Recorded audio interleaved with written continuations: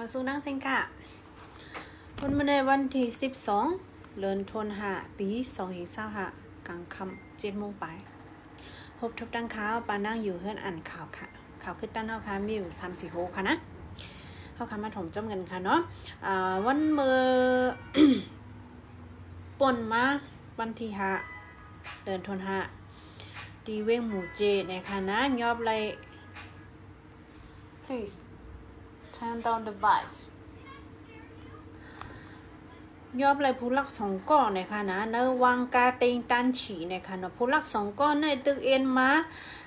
ยอบตึกเอ็นมาลักเอารถเครื่องนะคะนะย้อนนั้นเลยก้นเมืองปืนตีนเวงหมู่เจถังเธอแม้ว่ามันจะไล่มันนี่ก็เข้ามายอบเขาสองเกาะนะคะนะยอบก็ส่งกว่าดีแยสักคันค่ะนะปังเศร้าโฮงปลิกยอบส่งว่าดีปังเศร้าโฮงปลิกให้เอาเรื่องมันกว่านะคะนะเมืองตีเมืองหมู่เจเนี่ยง่ายๆนะคะเนาะผู้ลักก้นโจรกอเหลืองเต้เหลืองวาเนื้อเข้าตั้งวงเลี้ยวก้อยอันโจรกันกว่าอันหิมกันกว่าอันลักโคของกันเย้าก็อันจริงหิมตูจะได้ย่อมกว่า4-5 ปอกนะคะนะใครว่าเป็นกูวันนะคะเนาะย้อนได้เป็นกว่าล่ะในเวงหมู่เจในลองกล้าขาย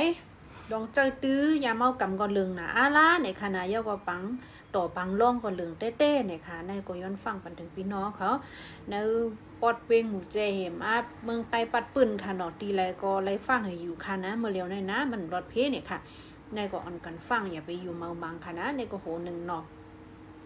อันในค่ะเอาดีช่วยพี่มีนิวส์เอเจนซี่มารู้เนี่ยค่ะนะโฮมมาเด็กยอบอะไรเดี๋ยวเมื่อวันที่5วันที่6ก็ข่าวมันตึกคืนมาเมื่อนั่นแหละค่ะคนอะไรมาเอารู้เนี่ยเมื่อนั่นแค่ค่ะสืบซีในเฮาค่ะมาถ่อมด้วยข่าวอันคำตางเงา The River Boys ข่าวเปาโอค่ะนะเตรียมไว้ว่ามือป่นมานั่นใครยำรู้เนี่ยค่ะเนาะดีป่นใจในช่องข่าวก็จะเป็นเนอ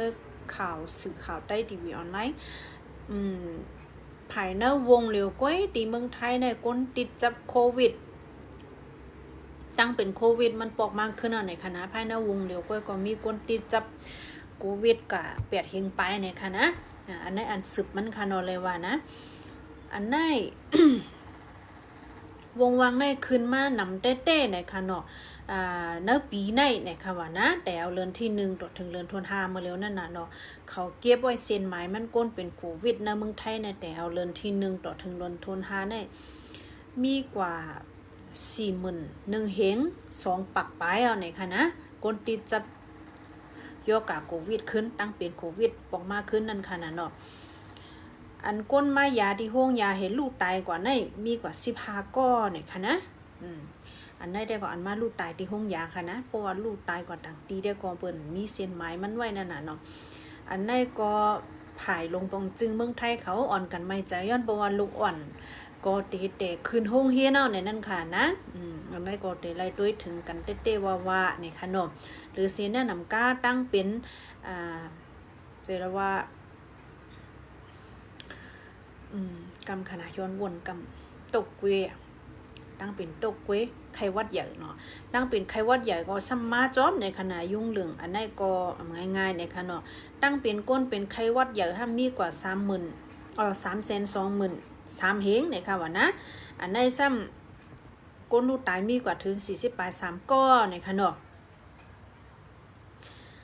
ง่ายๆค่ะนะอันนี้เราเด็กเลยฟังอยู่ตา2 เมลค่ะเนาะโควิด19แฮมมาแทงตั้งเป็นไข้หวัดใหญ่แทงแท้ยาวก็ข้อมูลอะไรมาแต่เอาวันที่4เดือนธันวาคมปี2025ต่อถึงวันที่8เดือนธันวาคมปี2025ป่นมาในคนติดจับโควิดมีกว่า7เฮงปลายเฮคนดูตายมีกว่า1 ก้อนเนี่ยค่ะเนาะอันนั้นก็ย้อนฟังกันค่ะนะพี่น้องแห่งการยันเมืองเขานั้นอันนำมาเหตุการณ์นี้มาเที่ยวมาเล่กลมเพียวไว้ดังนำค่ะนะพี่น้องใต้นะอันนี้ก็เข้าขาอ่อนกันฟังค่ะเนาะกว่าตั้งนอกในก็แค่นรอเสริมแมสกันปกมาก็ล่างตีนล่างมือแคมแลบเนี่ยค่ะเนาะตั้งเปลี่ยนได้ก็มันเลยฟังด้วยค่ะนะเดี๋ยวก็ข่าวเงาหลีอันนึงได้ก็ตาก้นคือซื้อขายคำเขาค่ะนะขันคำลงมา100,000เนี่ยค่ะนะเมื่อเจ้าได้เป็น75 แสนปลาย90,000 เมื่อเขาจำได้ปิกล็อกกัดคำเมื่อไกลเนี่ยเป็นกว่า74แสนไป90,000นะคะนะลงมาขึ้นยาวในค่ะอ๋อสืบเสแนวค่ะมาถ่อมด้วยแทงข่าวอันนี้ค่ะนะเดอะเกจซับสเต็กมีเดียข่าวได้หลังเต้นหลังว่าค่ะนะย้อนเปิดมันมีลองดูซุ่มน้ำด้วยช่องเลยก็เป็นข่าวอันในมุมมองว่าเมื่อในวันที่12เดือนธันวาคมปี2025เข้าย่ำกลางในหมอก10 โมงกองสีซึกมันค่ะนะเอาเฮอร์วินมาปล่อยหมักเสิร์ตีเวงตีเปยินเติงแจแก้งนะคะนะวันโอเทงกวินนะคะล้วนเจ้าในตึกคืนโรงเรียนอยู่นะคะนะมาปล่อยหมักเสิร์ในโมสอนนางยิงหนึ่งก็ล้วนโรงเรียน15เกาะในคณะลูกตายกว่าทั้งตีนะคะอันนั้นก็เป็นอันจำนี้จ้องเตว่าค่ะนะเพียงเลยมารู้เน่น่ะเนี่ยตึงจะแกงกว่าพี่น้องใต้เขาก็มันมีน้ำนั่นค่ะเนาะต่างอันต่างลองแต่ก็เมื่อเจ้าน้องเขียวเขาเลยหังเขาได้ก็มันไปหลักไล่กว่าค่ะนะเลยว่าเนี่ยเฮียงในปังตึกเป็นกูวันนั่นค่ะเนาะอันนั้นได้ก็คาดีเวียนไว้กำมีเฮาคามาถ่อมด้วยแทงต่างอันเอานั่นน่ะนะยก็เมื่อในคาสัมปอโตตันค่ะนะมันก็ตีมีอยู่มองในไว้ค่ะข่าวคือตันเอาค่ะวันเมื่อในโหคำแน่ๆน่ะเนาะมีอยู่3-4โหเดี๋ยวเลยฟังยกาตั้งเป็นโควิด19เดี๋ยวเลยฟังก้นละก้นจุนก้นอันหินจิ้มตูกันซื้อไหนหลายๆอันหลายๆมิ้วค่ะเนาะ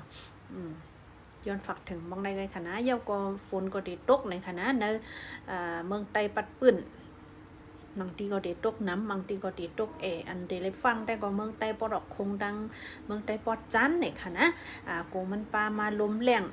ลมเยอะกูเป็นเพนั่นค่ะนะเนาะในก็ย้อนฟังไปในหนนึงค่ะตอนนักคำให้ได้ก็ย้อนตรงตักเหมือนสูงเฮก็ย้อนดีก่อนค่ะนะแค่เรากดไลค์กดติดตามกดแชร์ปันอีกนึงค่ะเนาะไม่สูงกูก็กดค่ะ